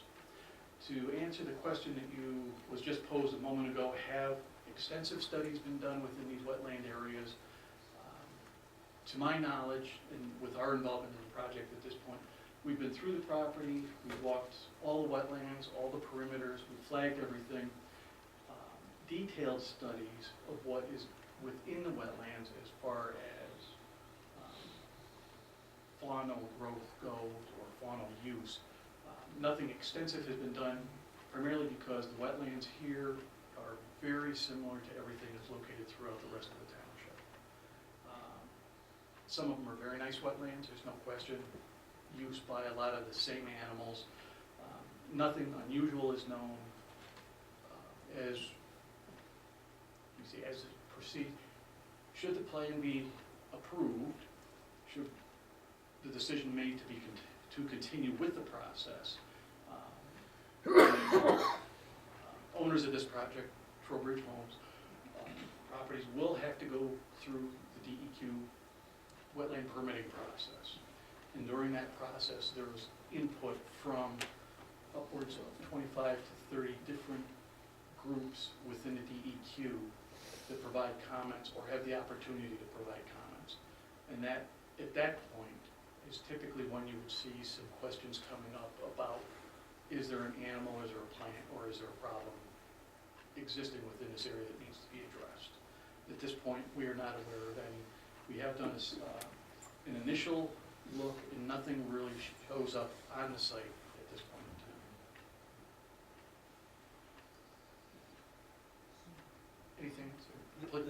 standing water that Steve has mentioned that he feels is there more often than We may have. is that due to the unnatural blockage of the drainage? And if it were corrected, would that then go back to a normal Very possibly. dry? Very possibly it would go back to a drier condition.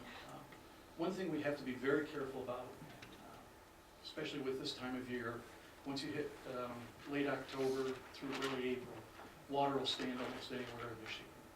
And I'm not discounting what was said by Steve, because water will pocket, it just stays there year round. With wetland, water has to be present, either on the surface or the ground has to be saturated in Michigan only for about 14 days to give rise to a wetland. It's a very short period of time to give rise to wetland vegetation. What's there now could have been wet at one point in time, could be wet as it was mentioned now, I have no reason to question that. Earlier on, I know when we had looked at it, it had been dry. And as I mentioned, we've looked at this property before. I don't know if anybody who was involved with it, but Curtis Holmes had looked at this quite a ways back. We were involved with them looking at the property then. And there have been quite a few changes on the property since our original involvement. One of them being the large wetland in the north. We now have a lot of cattail growth in there where 10 to 15 years ago it wasn't in there at all, to the degree that it is now. So the changes do take place. Breaking of a drain tile that farmers put in a number of years ago, or just the plugging of a drain tile inadvertently by ATVs going across it, trucks going across, breaking it. You plug a line up, the water could easily back up. There's some trees back there that look like they're, what, hundreds of years old. I've never seen trees that big in my life. North portion of the property, there are large trees, yes. Is that, are those coming down? Is that part of the area that's coming down? Some of them will, yes.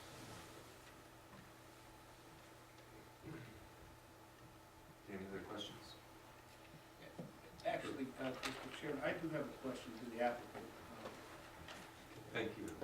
As my colleague mentioned, and I was gonna bring it up and he beat me to it, would you be willing, Dan, to sit down with the Emsleys and talk about some of the vegetation, the increased buffers and as it relates to, you know, what their expectations may be? We're not gonna be able to solve everything, but I think that's something that if he's willing to meet with you, you guys could talk about.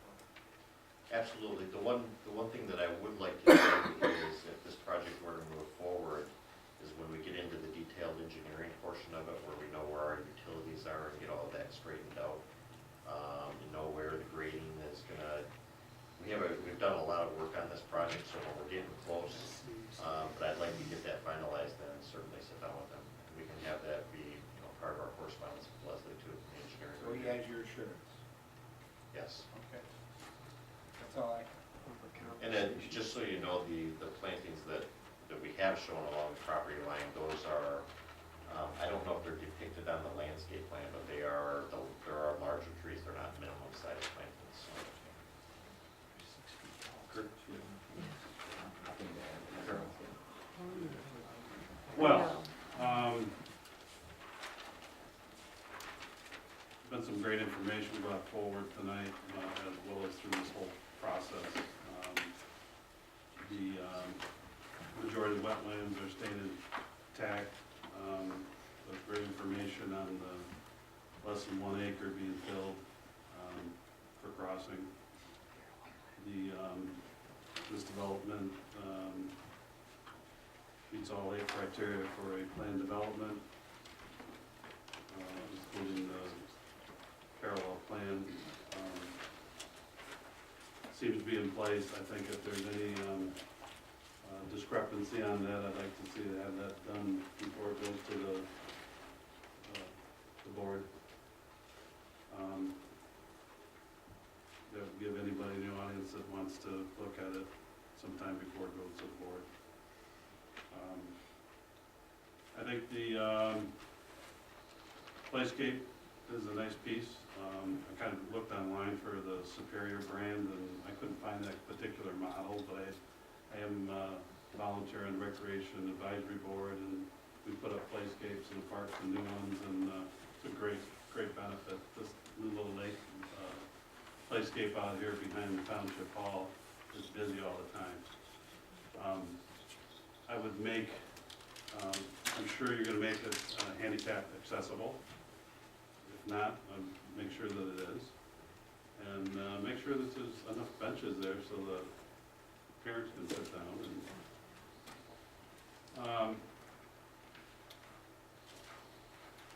The green belt we talked about, no we didn't, but the green belt looks good. What I like about a lot of the landscaping is that it's not so labor intense.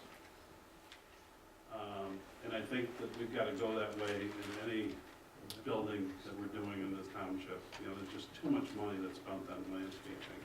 We want it to go in, we want it to be sustainable, and we want it to be, don't want it to be overgrown in 15 years. You know, if you look 30, 35 years down the line, you know, most of us won't be living around here anyways, so it doesn't matter. No, but it's got to be sustainable. It can't be so labor intense where the homeowner associations can't afford it. So I like that green belt. I love the fact that we got rid of those 2 lots there. This plan started off, 94 or 95 or 96 lots. It's gone full circle. I'm really impressed with the way that hardly any of these lots back up to each other. There's a lot of open space. I'm not saying it's perfect. I mean, there's a few spots where you're coming in off the boulevard. The entrance where, you know, if one of those lots were moved over a little bit or on a kind of an angle, there you'd have a lot of the headlights wouldn't be hitting into that property. But, you know, those are some of the issues that maybe in the future you can look at. I love the fact of the, like I said, again, I'll reiterate, almost exclusively all the wetlands staying. And this parcel with very little fill-in is, it's gonna be a nice development. And that's the whole process of a PD, is to get a better product. You're saving wetlands, you're saving trees, and I think you've listened to those planning commission. And I think you've done a great job. And my recommendation would be approved as board. Mr. Hoffman?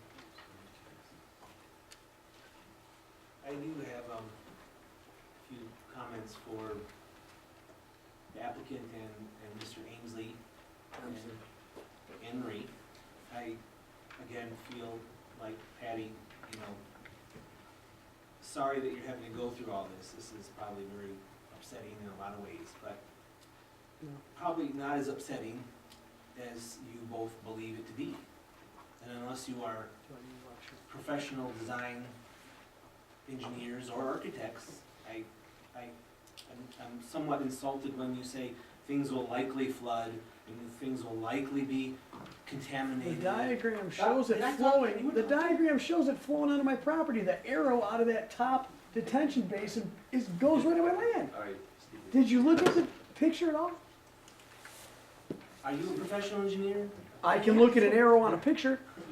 Okay. All right, all right. And then you, by your own words, said you fenced your yard for your wildlife, which I would think you would not let your child go through a fence to that, so. And shooting white-tailed deer in your yard is a little upsetting if there are neighbors there, because I don't think you're allowed to shoot firearms. Yeah, we are. Yeah, actually we Yeah, we are. are. Okay. Go ahead and clarify, Ms. Kimberlin. Am I allowed to hunt with my neighbor's permission? Yep, I'm not gonna answer that. Then ask the sheriff.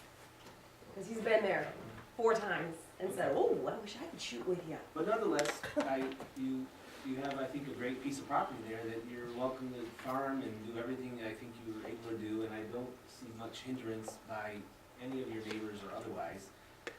But on the other hand, you do have a lot of merit in terms of the architecture.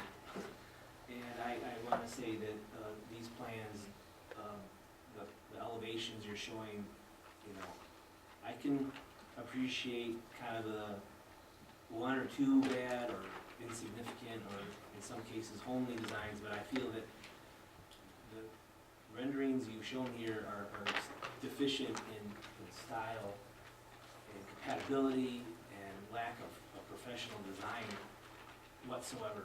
And unless you're trying to get people to go to Mr. Fingerroot's developments or Mark Guidabono's there, you're doing a good job, because I can't see. I can deal with repetitiveness, but these home plans are sadly and just sad to me. So that's my comments. Oh, by the way, the going rates for homes are anywhere from $150 to $200 a foot. A 3,200 square foot home only comes in at 171. So those 550 is kind of in the ballpark, depending on. Then have him raise his minimum in the plan from 2,000 to 3,000. Make him put it in writing because he's got a history. Even at the 2,750 square foot home at $200. It says 2,000 right now. PT had only asked for 2,000. They said that they would be between 25 and 32. But it's not in the it's not in the plan. Well, He's just saying that. Well, we're saying it now that it will be. How's that? We need it in. Sure. Grand Rapids City Council. Yeah. Read all about it. How much are you contributing to the traffic lights? That was not clear, and I need to know that.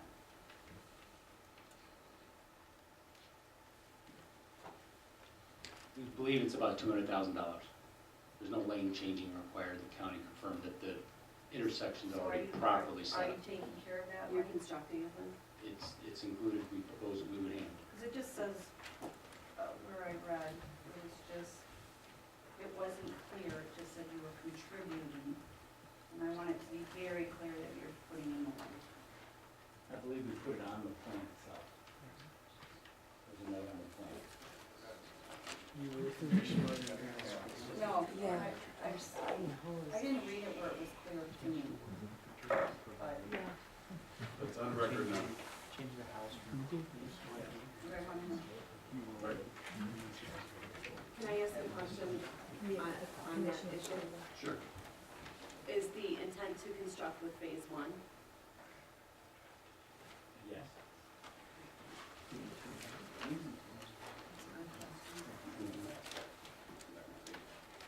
So that'll start with phase one then, traffic light. Phase one being I didn't north read and that. south. I read The all plans of it. indicate that phase one is the southerly portion of the property, southerly. Great.